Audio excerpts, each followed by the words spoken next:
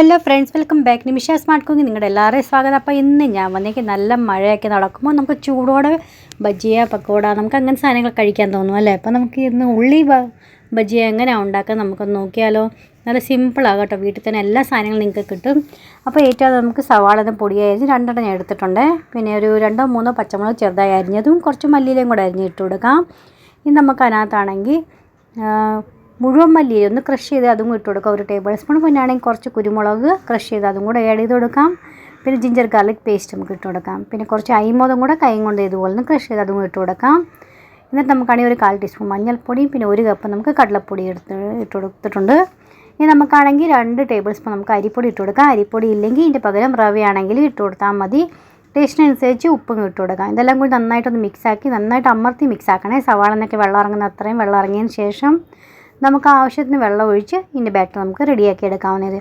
ഒത്തിരി ലൂസാക്കേണ്ട ആവശ്യമില്ല, ഒന്ന് നന്നായിട്ടൊന്ന് കുഴഞ്ഞ് ഒന്ന് മിക്സായി കിട്ടിയാൽ മാത്രം മതി. അപ്പോൾ എല്ലാവരുടെയും കടലമാവിൻ്റെ ഇതനുസരിച്ച് വ്യത്യാസം വരും കേട്ടോ. എനിക്കൊരു ടോട്ടൽ ഒരു 1/2 കപ്പിൻ്റെ വെള്ളത്തിൻ്റെ ആവശ്യമേ വന്നേ ഉള്ളൂ. അപ്പോൾ നിങ്ങൾക്കൊക്കെ ആണെങ്കിൽ കടലമാവ് എങ്ങനെ മേടിക്കും, ചിലപ്പോൾ 1 കപ്പ് അത്ര 1/2 കപ്പിൻ്റെ ആവശ്യം വരത്തില്ല. 1 ടേബിൾ സ്പൂൺ എക്സ്ട്രായോ അല്ലെങ്കിൽ കുറവേ വരത്തുള്ളൂ കേട്ടോ. അപ്പോൾ നോക്കിയിട്ട് വേണേ. ഇപ്പം നമുക്ക് നോക്കുമ്പോൾ അറിയാൻ പറ്റും. ഒത്തിരി വെള്ളം എടുത്ത് ഒരുമിച്ച് ഒഴിക്കാൻ പാടില്ല. ലൂസായി കഴിഞ്ഞാൽ പിന്നെ നമുക്ക് കടലമാവ് എക്സ്ട്രാ അതിനകത്ത് ആഡ് ചെയ്യേണ്ടി വരും. അപ്പോൾ അതുകൊണ്ടാണ് ഞാൻ പറഞ്ഞത്, ഇതുപോലെ കുറേശ്ശെ വെള്ളം ഒഴിച്ച് നമുക്ക് ലൂസാക്കി നമുക്ക് എടുക്കാവുന്നേ ഉള്ളൂ.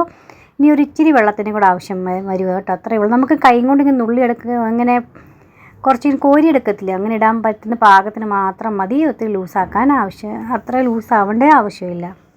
അപ്പോൾ ഇത്രയും മതി കേട്ടോ. ഇനി നമുക്കാണെങ്കിൽ ഇതിനകത്ത് കുറച്ച് 1/4 ടീസ്പൂൺ നമുക്ക് ബേക്കിംഗ് സോഡ ഇട്ട് കൊടുക്കാം. പിന്നെ ഒരു സൈഡിൽ എണ്ണ ചൂടാക്കാൻ വെച്ചിട്ടുണ്ടേ, അത് നമുക്ക് 1 ടേബിൾ സ്പൂൺ എണ്ണയും കൂടെ അത് ഒഴിച്ചു കൊടുക്കാം. ഈ ചൂടോടെ എണ്ണ ഒഴിച്ചു കൊടുക്കാം. പുറം ഭാഗം നല്ല അടിപൊളിയായിട്ട് ക്രിസ്പി ആവാനായിട്ടാണ് നമ്മളങ്ങനെ ചെയ്യുന്നത്. അപ്പോൾ നമുക്കത് എണ്ണയും കൂടെ ഒഴിച്ചു കൊടുത്തിട്ട് നന്നായിട്ടൊന്ന് മിക്സ് ആക്കി കൊടുത്തതിന് ശേഷം ചൂടായി കിടക്കുന്ന എണ്ണയിലോട്ട് നമുക്ക് ഇട്ട് നമുക്ക് അത് വറുത്ത് കോരി എടുക്കാവുന്നേ ഉള്ളൂ. ഒരു മീഡിയം ഫ്ലെയിമിൽ വെച്ചിട്ട് വേണം ചെയ്യാനായിട്ട്, ഹൈ ഫ്ലെയിമിൽ വെച്ച് ചെയ്യാൻ പാടില്ല. ഹൈ ഫ്ലെയിമിൽ വെച്ച് ചെയ്യുവാണെങ്കിൽ പുറമേ കളർ വരും, ഉള്ളി വെന്ത് കാണത്തില്ല കേട്ടോ. അതുകൊണ്ടാണ് പറഞ്ഞത്. പിന്നെ ലോ ഫ്ലെയിമിൽ വെക്കാൻ പാടില്ല, അല്ലെങ്കിൽ പിന്നെ എണ്ണയിൽ വലിച്ചു കുടിച്ച് കഴിഞ്ഞാൽ പിന്നെ ഒത്തിരി എണ്ണയായെന്ന് തോന്നും നമുക്ക്. അപ്പോൾ കഴിക്കാനൊരു ടേസ്റ്റ് വരത്തില്ല, നമുക്ക് എണ്ണ ചവയ്ക്കും കേട്ടോ. അപ്പോൾ അതുകൊണ്ട് ഒരു മീഡിയം ഫ്ലെയിമിൽ വെച്ചിട്ട് ലോ ടു മീഡിയം ഫ്ലെയിമിൽ വെച്ചിട്ട് വേണം നമുക്ക് ഫ്രൈ ചെയ്തെടുക്കാനായിട്ട്. അപ്പോൾ അതായത് ഒരു സൈഡായി കഴിയുമ്പോൾ മറിച്ചിട്ട് മറ്റേ സൈഡ് നമുക്ക് നന്നായിട്ടൊന്ന് ഫ്രൈ ചെയ്തെടുക്കാവുന്നേ ഉള്ളൂ. പിന്നെ ലാസ്റ്റ് നമ്മൾ എടുക്കുമ്പോഴാണെങ്കിൽ 1 മിനിറ്റത്തേക്ക് നമുക്ക് ഹൈ ഫ്ലെയിമിൽ വെച്ച് കൊടുക്കണേ. അപ്പോൾ അതിൻ്റെ എത്ര എക്സ്ട്രാ എണ്ണ ഉണ്ടെന്ന് വെച്ചാൽ അതെല്ലാം പോയി കിട്ടാൻ നമ്മളങ്ങനെ ചെയ്യുന്നത്. അപ്പോൾ ഇത് നമ്മുടെ ഫസ്റ്റ് ബാച്ച് റെഡി ആയിട്ടുണ്ട്. അപ്പോൾ ഇത് നമുക്ക് എടുക്കാവുന്നേ ഉള്ളൂ. ഇനി ഇതുപോലെ നമുക്ക് സെക്കൻഡ് ബാച്ച് നമുക്ക് റെഡിയാക്കി എടുക്കാം. നിങ്ങൾക്ക് കണ്ടാൽ തന്നെ അറിയാൻ പറ്റും, നല്ല സോഫ്റ്റും നല്ല അടിപൊളിയാണ് കേട്ടോ. ലാസ്റ്റ് ഞാൻ കാണിച്ചു തരുന്നുണ്ട് നിങ്ങൾക്ക് ഇങ്ങനെ അതിൻ്റെ പെർഫെക്റ്റ് ആയിട്ട് കിട്ടിയെന്ന്.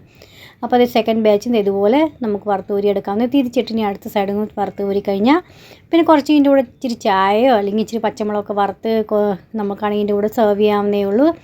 അപ്പോൾ അതേ നല്ല അടിപൊളിയായിട്ട് നമ്മുടെ സ്പഞ്ചി ആയിട്ടുള്ള നമ്മുടെ പക്കോട റെഡി ആയിട്ടുണ്ട്. കണ്ട കയ്യിലൊക്കെ തീരെ എണ്ണയില്ല കേട്ടോ. അപ്പോൾ നിങ്ങൾക്ക് കണ്ടാൽ തന്നെ അറിയാം നല്ല പെർഫെക്റ്റ് റെസിപ്പിയാണ്. നിങ്ങൾ തീർച്ചയായും ട്രൈ ചെയ്ത് നോക്കണേ. ട്രൈ ചെയ്ത് നോക്കിയിട്ട് നിങ്ങൾക്ക് എങ്ങനെ ഇഷ്ടപ്പെട്ടോ ഇല്ലയോ എന്ന് അറിയിക്കണം. ഇഷ്ടപ്പെട്ടെങ്കിൽ പറയുന്നതുകൊണ്ട് ഫ്രണ്ട്സിനും ഫാമിലിക്കും ഒന്ന് ഷെയർ ചെയ്ത് കൊടുക്കുക. ഇതേ സബ്സ്ക്രൈബ് ചെയ്യാത്ത കൂട്ടുകാരുണ്ടെങ്കിൽ സബ്സ്ക്രൈബ് ചെയ്യാൻ സപ്പോർട്ടും ചെയ്യണേ. നെക്സ്റ്റ് ഒരു വീഡിയോ ആയിട്ട് വീണ്ടും കാണാം. അതുവരത്തേക്കും bye friends. Thanks for watching and take care.